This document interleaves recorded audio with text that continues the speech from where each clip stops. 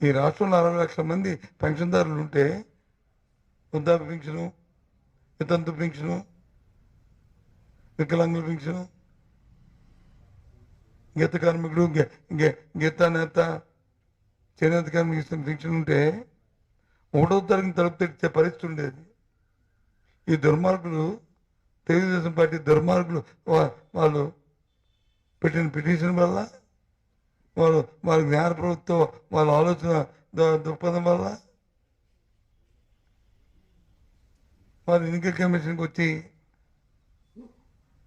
ఫిర్యాదు చేసి ఈ వాలంటీర్లు వచ్చి పెన్షన్ ఇస్తే మీరు జగన్మోహన్ రెడ్డికి ఓటేయమని చెప్పేస్తారని చెప్పి వాళ్ళు ఉసురు పోసుకొని కిందటి నెల 30 మంది 32 చనిపోయారు.